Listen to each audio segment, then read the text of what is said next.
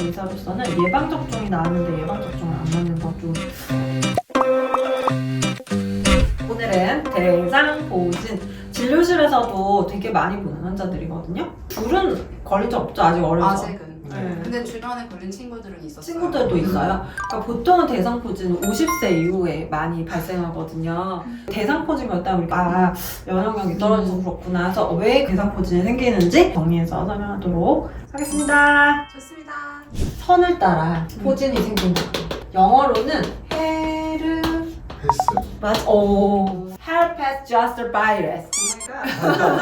우리 몸에 신경이 이렇게 등 쪽으로도 이렇게 다리 쪽으로도 팔로도 이렇게 내려간단 말이에요. 요 헤르페스 조스터 바이러스는 그런 신경절에 숨어서 살고 있는 친구예요. 그럼 신경 따라서 대상포진이 그렇죠. 신경절에 따라 대상포진이 생겨. 의사들 머릿속에는 몸이 해부학적으로 다 투영이 돼서 보이잖아요. 그쵸? 그러면은 이렇게 뭔가 따라서 대상포진 생겼다 그러면 아 이거 완전 해부학적으로 그 신경에 따라서 그러면 아 이건 대상포진이다 진단을 할 수 있어요. 그래서 신경절에 감염되어 있다가 면역력이 떨어지거나 몸이 안 좋아졌을 때 바이러스가 이제 일을 하면서 수포로 올라와서 증상을 일으키는 게 대상포진이다. 신경염에서 수포가 생기니까 얼마나 아프겠어요. 그 통증이 말도 다 못하겠죠. 초기 진단이 중요하다. 어떤 증상이 먼저 생기냐면은 수포가 많이 먼저 생기지 않아요. 뭔가 모를 불편감, 뻐근한데 뭔지 모르겠고 간지럽기도 하고 내 살 같지 않은 찌릿찌릿거리는 근데 피부 밖으로는 나오는 게 없어요. 보통은 24에서 72시간이 지나야 그때부터 수포가 올라오기 시작해요. 그러니까 이 증상이 이미 생기고 있을 때 빨리 진단을 하면 수포가 생기기 전에 항바이러스제를 쓰니까 빨리 합병증도 없이 예방할 수 있는데 보통은 그러지를 못해요. 이런 데 대상포진 생기면 막 뭔가 속이 안 좋은 줄 알고 내시경을 하는 경우도 있고 가렵고 두드러긴 줄 알고 스테로이드나 뭐 항히스타민제 쓰다가 계속 통증이 생겨가지고 그냥 알고 봤더니 대상포진이 됐던 경우도 있고 그러니까 오진이 되게 높아요. 대상포진 초기에. 그래서 24시간에서 72시간 내에 이런 증상이 있으면 가정학과나 1차 의료 의사를 만나서 이게 혹시 대상포진은 아닌지를 확인하는 게 중요해요. 일반인이 잘 모를 것 같아요. 절대 몰라요. 그리고 의사들도 놓쳐요. 쉽게 진단하기는 어려워요. 근데 또 한 번 발생하면 계속 또 생긴다고. 60세 이상의 노인에서는 거의 1000명당 한 4, 5명 정도는 이제 대상포진을 앓거든요. 근데 그 중에서 4%만 재발을 해요. 같은 부위에 재발하진 않아요. 다른 부위에는 생길 수 있어도 한 번 생겼던 부위에 다시 생기는 경우는 극히 드물어요.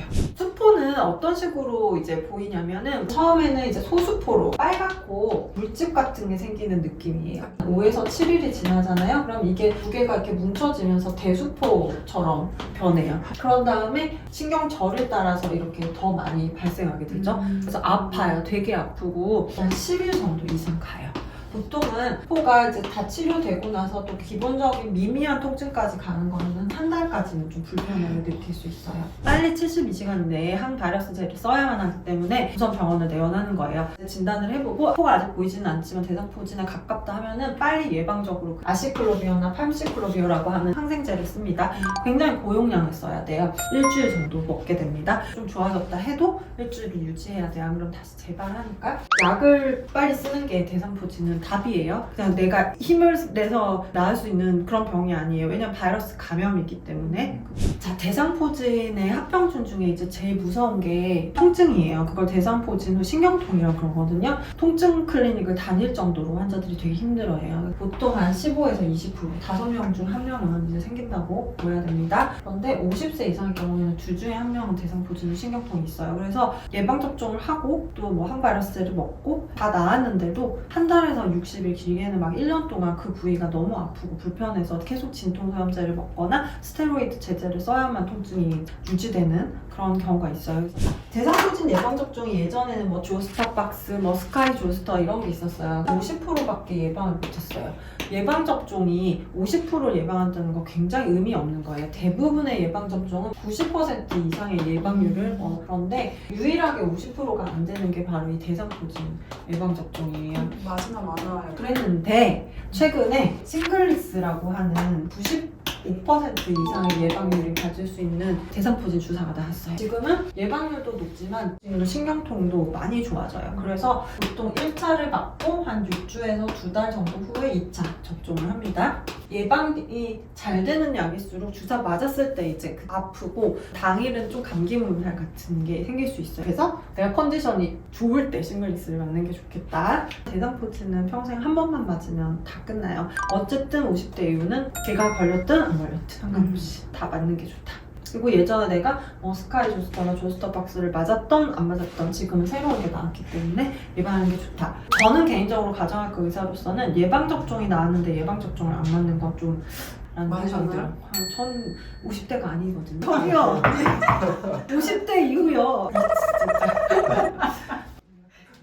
요새는 50대 이상 아니어도 젊은 분들도 면역이 저하되는 경우가 많아요. 왜냐하면 면역력은 결국 장에서 발생하는데 음식들이 너무 안 건강해지다 보니까 장의 환경이 안 좋은 젊은 친구들이 많아요. 그러다 보니 막 30, 40대에도 대상포진을 걸려서 병원에 오는 경우가 저 옛날에 병원에 있을 때보다는 훨씬 많아졌어요. 항상 면역력은 장이 가장 중요하니까 좋은 음식 잘 드시고 나쁜 음식 줄이시고 그리고 장에 좋은 유산균들 잘 챙겨 드셔서 젊을 때 면역이 떨어지지 않도록 노력을 하시는 게 좋겠습니다.